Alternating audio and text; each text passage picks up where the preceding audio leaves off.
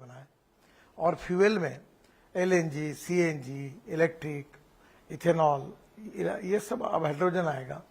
इसके कारण हम सिंगल डिजिट में लॉजिस्टिक कॉस्ट लाएंगे 9% तक और हमारा एक्सपोर्ट 1.5 गुना बढ़ेगा और देश प्रगति और विकास करेगा।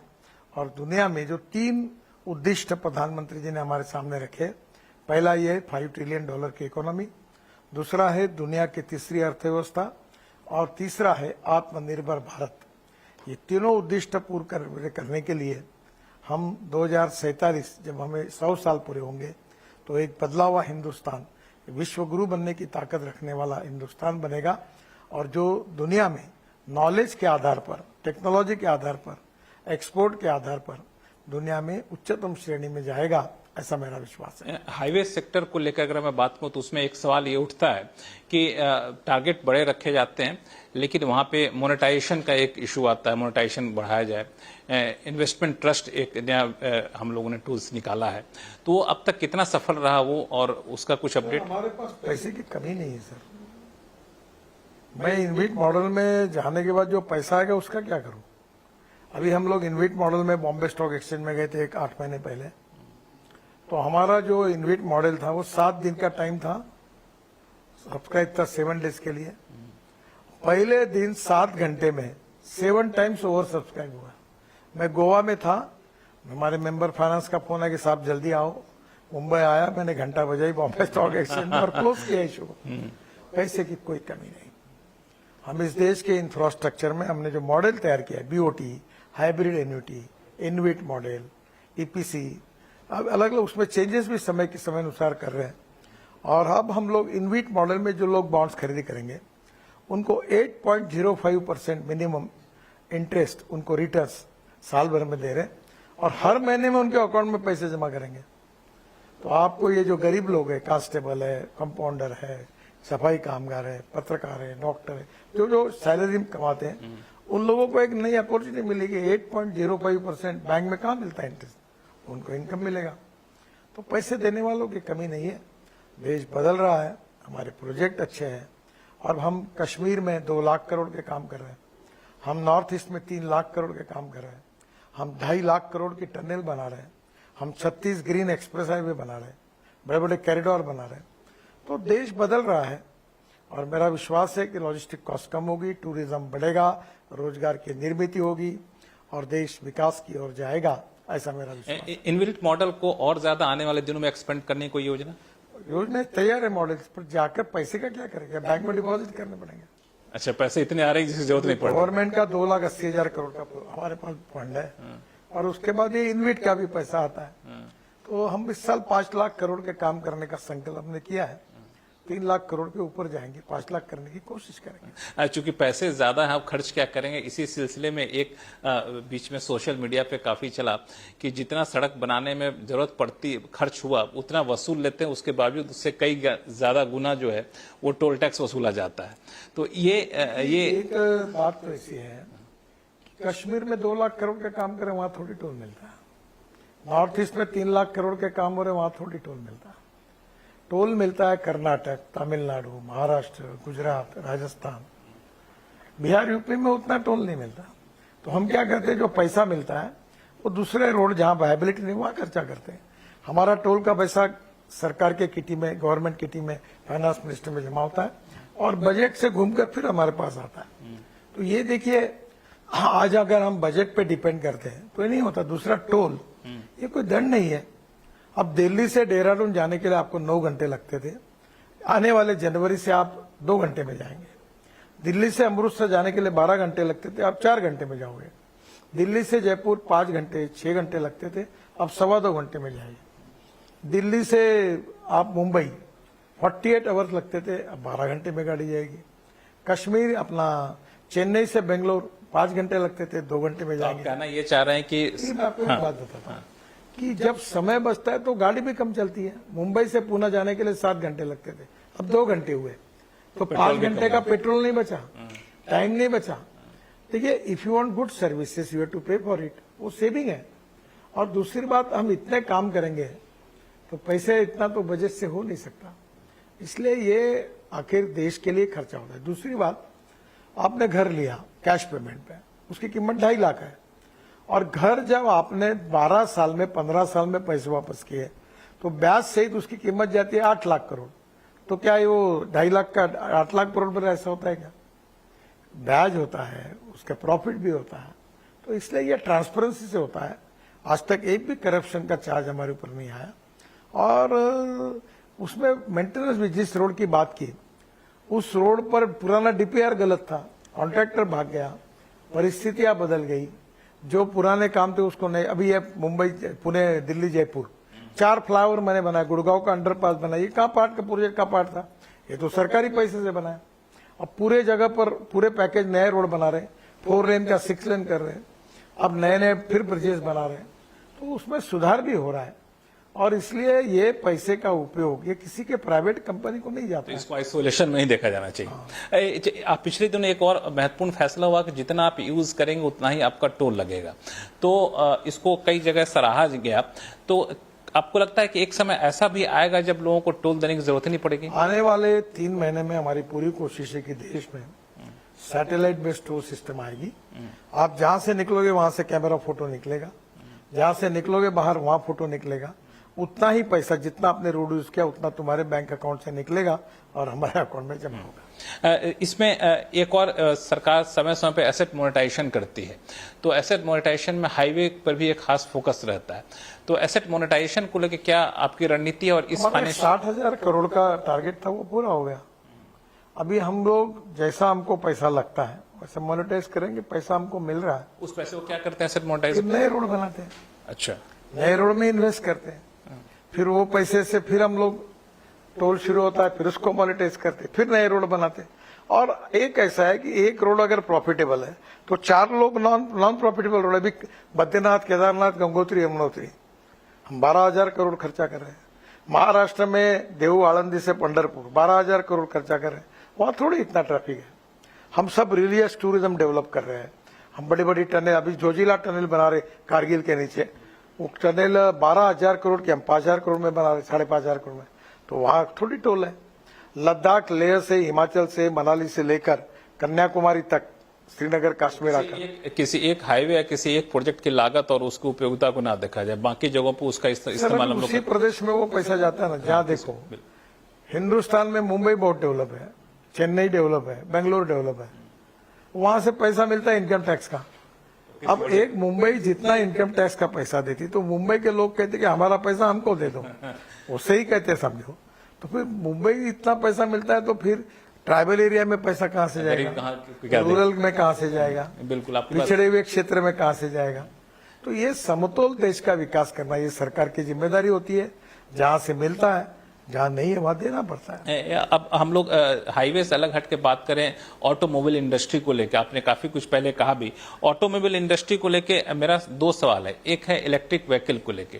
पूरी दुनिया में जिस तरह से इलेक्ट्रिक व्हीकल को लेकर बूम आया था, काफी ज्यादा क्रेज बढ़ा था, अब दुनिया भर में दिख रहा है कि थोड़ा सा वहां पे स्लो डाउन या फिर वो क्रेज कम हुआ है, लेकिन भारत में हम लोग उसको बढ़ावा दे रहे हैं। क्या सोचे उसकी? कोई बड़ा क्रेज कम नहीं हुआ है। 250% राइज है electric bus, electric car, electric scooter, electric auto rickshaw में। और देखो, इलेक्ट्रिक देश में हाइड्रो पावर, सोलर पावर देश में तैयार होती है और ये ग्रीन पावर है। और अभी तो हम लोग ऐसे करें कि जो सोलर लगेगा उसके नीचे में गाड़ी चार्जिंग होगी। मुझे बताइए, 1 लीटर पेट्रोल 120 रुपए का और इलेक्ट्रिक 8 रुपए की, इथेनॉल 25 रुपए का, और सीएनजी 50 रुपए का, और एलएनजी 35-40 रुपए का। तो हमारे कॉस्ट सेविंग भी है, प्रदूषण भी कमी है। इलेक्ट्रिक में तो प्रदूषण बिल्कुल नहीं है। और हमारे देश में 22 लाख करोड़ का फॉसिल फ्यूल का इंपोर्ट है। क्या हमारे देश के इकोनॉमी से इतना पैसा देश के बाहर जा रहा है, ये ठीक है? क्या देश में प्रदूषण के कारण, ये दिल्ली एनसीआर में है, हमारा लाइफ 10 साल कम हो रहा है क्योंकि पोल्यूशन से अनेक प्रकार के इन्फेक्शन आ रहे हैं। क्या ये लोगों को अच्छा स्वास्थ्य देना हमारा कर्तव्य नहीं है? तो import substitute, cost effective, pollution free और इंडिजिनस, यही हमारा सूत्र है। और दूसरी बात, diversification of agriculture towards energy and power sector. हमारा किसान ऊर्जादाता बन गया, इथेनॉल बना रहा है, ग्रीन हाइड्रोजन बना रहा है, molasses, B molasses, sugar cane juice, bamboo, मक्का, चावल, परली, इससे इथेनॉल बन रहा है। अब पानीपत में परली से हम लोग 1 लाख लीटर इथेनॉल बना रहे पर डे। वहां हम लोग 88,000 टन हर साल बायो एविएशन फ्यूल यानी हवाई ईंधन बना रहे हैं। 150 टन बिटुमिन पर डे बना रहे हैं।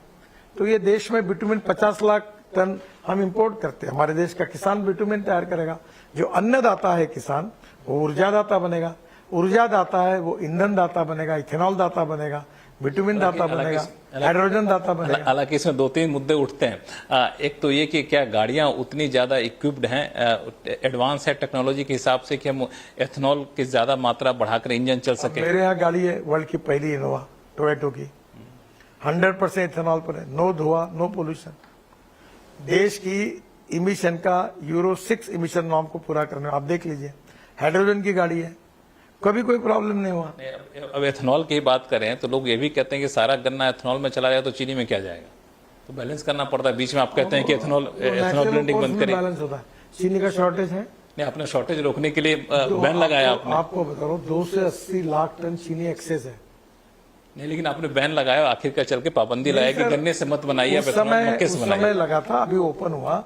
अभी तो चीनी इतनी हमारे पास पड़ी हुई है कि चीनी के भाव गिर गए। ईवी को लेकर एक और बयान आपका आया था पिछले दिनों की ईवी पर अब सब्सिडी देने की जरूरत नहीं है, उसके पीछे क्या सोच थी आप? देखिए, पहला ऐसा मैंने कहा कि जब इलेक्ट्रिक स्कूटर शुरू हुई, कार शुरू हुई, तो $150 पर किलोवाट पर आवर कॉस्ट थी। अब वो $105 पे आ गई है। तो ऑलरेडी सब्सिडी न देते हुए भी एक बस में 40 लाख रुपए की केवल इलेक्ट्रिक बैटरी लगती है, लिथियम आयन, और वो कीमत आज अगर 40 से 30 लाख आई तो 10-15 लाख तो वैसे ही कम हो गई। तो सब्सिडी की जरूरत नहीं है। और जैसा नंबर बढ़ता जाएगा, कॉस्ट कम होती जाएगी। और 2 साल के अंदर पेट्रोल डीजल की गाड़ी, कार, स्कूटर और इलेक्ट्रिक स्कूटर कॉस्ट सब सेम होंगी। पर डीजल पेट्रोल की गाड़ी को जो कॉस्ट है वो 40,000 रुपए महीने का फ्यूल खर्चा करना पड़ेगा, इलेक्ट्रिक में वो 4,000 रुपए में होगा।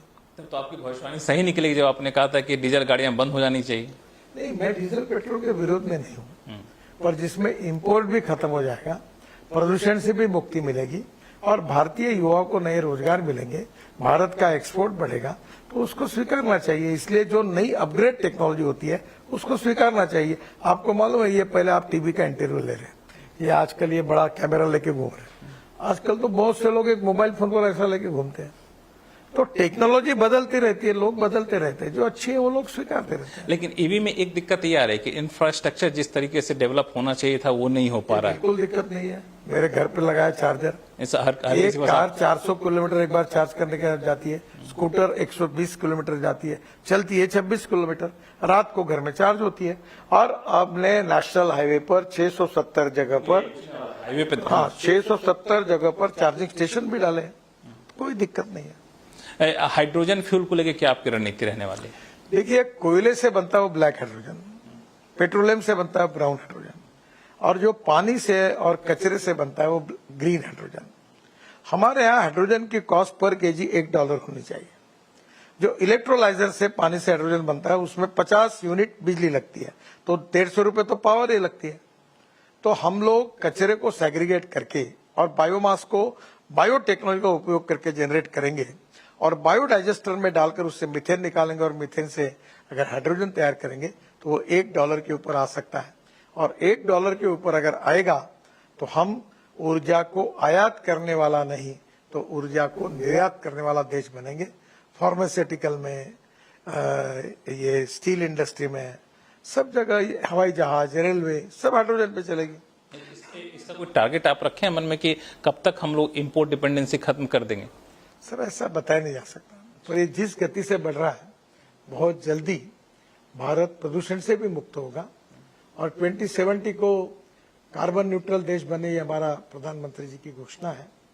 मेरा विश्वास है कि निश्चित रूप से हम उसमें यशस्वी। मेरा एक बड़ा ही बेसिक सा सवाल है कि पेट्रोल पे गाड़ियां चली, डीजल पे चलनी शुरू हुई, फिर सीएनजी आया, फिर अब हम लोग एथेनॉल पे जा रहे हैं, फिर ग्रीन हाइड्रोजन पे जा रहे हैं। क्योंकि ऑटो इंडस्ट्री बहुत ही कैपिटल इंटेंसिव इंडस्ट्री है, बड़े पैमाने पे कैपिटल लगाना पड़ता है। इतनी तेजी से हम लोग अगर फ्यूल के यूटिलाइजेशन को बदलते रहेंगे तो उनके लिए मुश्किल हो पाएगा। सर, एक्सपोर्ट बढ़ गया उनका। अभी जो जेसीबी है उनने सीएनजी और डीजल का हाइब्रिड जेसीबी बना, तो उनको रशिया में 1000 का ऑर्डर मिल गया और वर्ल्ड की मार्केट में आपको पता है हमारे two wheeler Bajaj, TVS, hero, Honda 50% two wheeler export करते हैं। अब इलेक्ट्रिक आएगी तो श्रीलंका में, भूटान में, बांग्लादेश में, अफ्रीकन कंट्री में पूरे हमारे व्हीकल एक्सपोर्ट हो रहे हैं। तो वो दिक्कत नहीं रहने वाली इंडस्ट्री की। इससे अलग हट के अगर मैं आपसे पूछूं कि हाईवे को लेकर के जब आप पिछले दिनों बयान दिए थे, एक मुद्दा उठा था सीमेंट और स्टील इंडस्ट्री को लेके। आपने इंगित किया था कि वहां पे कैटलाइजेशन एक बड़ी समस्या रही है, तो अब ये दूर हो गई है? अभी हमने ग्लास फाइबर स्टील लाया है, मैं आपको बदल दिया आपने? हाँ, बदल दिया आपने? जरा वो लाओ, ग्लास फाइबर स्टील लाया। वो क्या चीज है? वो ऐसा है कि उसका वजन स्टील की तुलना में 30% कम है अच्छा। और कीमत में वो मजबूत है उससे ज्यादा। अरे वाह। और जैसे अभी ये जो समुद्र के बाजू में स्टील यूज करते हैं हम लोग, तो जंग चढ़ता है, और शिवाजी का पुतला गिर गया ना जंग के कारण, तो ऐसी बिल्डिंगें गिरती है। तो अब उसमें क्या है कि ये जो फाइबर ग्लास स्टील अगर यूज करेंगे तो इसको जंग नहीं चढ़ता। प्रोडक्शन कैपेसिटी है हमारे पास? अभी 50 इंडस्ट्री चालू होगी, धीरे धीरे बनेगी। अब सीमेंट में 35% फ्लाई डालते हैं। ये देखो, ये देखो स्टील कितना लाइट है। अच्छा, ये स्टील है? हाँ, अब इसको हमने अलाउ किया है। अच्छा, ग्लास की तरह दिखता है इसीलिए इसको ग्लास फाइबर कहते हैं। तो जो सरिया लगाते हैं उसकी तरह इसको लगा सकते हैं? हाँ बिल्कुल। अच्छा, वो भी हैवी है कि और उससे मजबूत है ये। और रस्ट जंग लगता नहीं। जितना एक होता है स्टील का उसके बराबर देखो 5 है। अल्टरनेटिव अच्छे मटेरियल जितने आएंगे। अरे वाह। हाँ। अभी कचरे को हम रोड में डाल रहे हैं। ये अहमदाबाद डॉलर रास्ते में हमने आपने मंगाया है सैंपल के लिए? नहीं, इसे तो इसको हम लोग मैं अल्टरनेटिव मटेरियल को इंकरेज करता हूँ। अच्छा। अभी रबर पाउडर 15% और 7% प्लास्टिक। ये क्या है इसमें? ये नहीं, अभी रबर पाउडर, वेस्ट टायर का रबर पाउडर और प्लास्टिक बिटुमेन में डालने की बात कर रहा हूँ। तो हमारा 15 लाख टन हमारा बिटुमेन इंपोर्ट कम हो जाएगा और रोड की क्वालिटी सुधर जाएगी और देश स्वच्छ भारत अभियान में पूरा कचरा प्लास्टिक का रोड में जाएगा। अभी ये UR2 में और दिल्ली मुंबई हाईवे में हमने 40 लाख टन कचरा डाला है। चंडीगढ़ के रोड में डाला है, अभी अहमदाबाद डोलरों में डाला है। तो ये गाजीपुर की टेकड़ी खाली कर देंगे जी, सब रास्ते में कचरा डाल देंगे। ये तो बहुत बड़ी बात आपने कही। एनवायरमेंट को बचाएंगे, मिट्टी नहीं खोदेंगे, पहाड़ नहीं तोड़ेंगे और कचरे को डाल के रोड बनाएंगे। लेकिन सोशल मीडिया पे कई सारी तस्वीरें ऐसी आई जिसमें हाईवे की हालत बारिश में खराब होती दिखी। उसका और एक बात, इसका भी जवाब दूंगा मैं आपको। हमने बाम्बू का क्रैश बैरियर 80 किलोमीटर बनाया, बाम्बू का, स्टील जैसा मजबूत है। अच्छा। ये देखिए, बरसात बहुत गिरी है, डांबर के रोड खराब होते हैं और हमने उसके ऊपर तुरंत कार्रवाई शुरू की है। पर बरसात में कितने भी अच्छे रोड बनाओ तो उसको थोड़ी तकलीफ होती है, पर हमने कार्रवाई, अभी कॉन्ट्रैक्टर पे भी कार्रवाई करेंगे। जो रोड मेंटेनेंस के काम जिनको दिए कुछ विदेशी कंपनियां, उनको टर्मिनेट कर देंगे, उनको ब्लैक लिस्टेड कर देंगे और जो RO/PD जो ठीक काम नहीं करते उनको सस्पेंड करेंगे और कुछ लोग रिटायर कर देंगे। क्वालिटी के साथ कोई कॉम्प्रोमाइज नहीं होगा। अब चूंकि समय आपके पास कम है तो मेरा एक दो आखिरी सवाल होगा कि आप हमेशा दिलचस्प बयानों के लिए कई बार जाने जाते हैं। तो पिछले दिनों एक बयान काफी सोशल मीडिया में सुर्खियों में रहा कि जो फाइलें जितनी भारी होती उतनी तेजी से चलती हैं। ऐसा है कि हमारे राज्य में करप्शन बहुत कम हो गया। आपके राज्य में कि आपके राज्य में? के नेतृत्व मोदी जी, भारत सरकार अच्छा।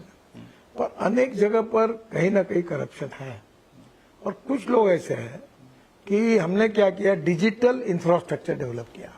आपको NOC चाहिए, अप्लाई करो मेरा। अभी हमने 16 RTO को डिजिटलाइज किया, आपको जाना नहीं पड़ता, घर बैठे काम होता है। तो धीरे धीरे हमने सिस्टम को ट्रांसपेरेंट, टाइम बाउंड और करप्शन फ्री बनाया, डिजिटल बनाया। अभी जैसे आपको ग्रांट चाहिए, अनुदान मिलता है, आपके अकाउंट में जमा होता है, कहीं मांगने के लिए जाना ही नहीं। आयुष्य योजना में पैसे आते हैं, वहीं से आते हैं। तो टेक्नोलॉजी का उपयोग करके रुपी कार्ड आया, भीम ऐप आया, तो इसके कारण क्या हुआ कि काफी परिवर्तन हुआ। फिर भी कुछ जगह पर थोड़ा सा कुछ लोगों को तकलीफ होती है, तो मैंने उसका उल्लेख किया था कि कुछ लोग ऐसे हैं कि वो न्यूटन के भी बाप है। जितना ज्यादा वजन डालोगे तब फाइल दौड़ती है, कम रहेगा तो नहीं होगी, मजाक में कहा था। तो ये करप्शन कम करने के लिए हम सब लोगों को कोशिश करनी पड़ेगी, इसी भाव में मैंने कहा था। एक आखिरी सवाल, चूंकि अब यहाँ पे आने वाले दिनों में आपके राज्य में चुनाव होने वाले हैं, चूंकि आप वहाँ के कद्दावर नेता भी हैं और समाज सेवी भी हैं, काफी पॉपुलर भी हैं, तो आप अपनी भूमिका किस तरीके से देखते हैं? बिल्कुल, पार्टी के कार्यकर्ता के रूप में जो भी काम मिलेगा मैं करूंगा। पार्टी का प्रचार करूंगा। मुख्यमंत्री की कोई दावेदारी नहीं नहीं, हो? मेरा जाने का सवाल ही नहीं उठता, न जाऊंगा। दिल्ली आपको भा गई है? अब दिल्ली में आया हूँ, दिल्ली में ठीक हूँ। चलिए, बहुत बहुत शुक्रिया सर, हमारे लिए वक्त निकालने के बहुत बहुत धन्यवाद। बहुत तो ये थे सड़क परिवहन मंत्री नितिन गडकरी जी, जो पूरा बताया आपने कि हाईवे को लेकर जो आपको अलग अलग सवाल उठ रहे थे, उन सारे सवालों का जवाब इन्होंने दिया और आने वाले दिनों में हाईवे पर आपका सफर और सुहाना होने वाला है। लक्ष्मण रॉय, CNBC आवाज, नमस्कार।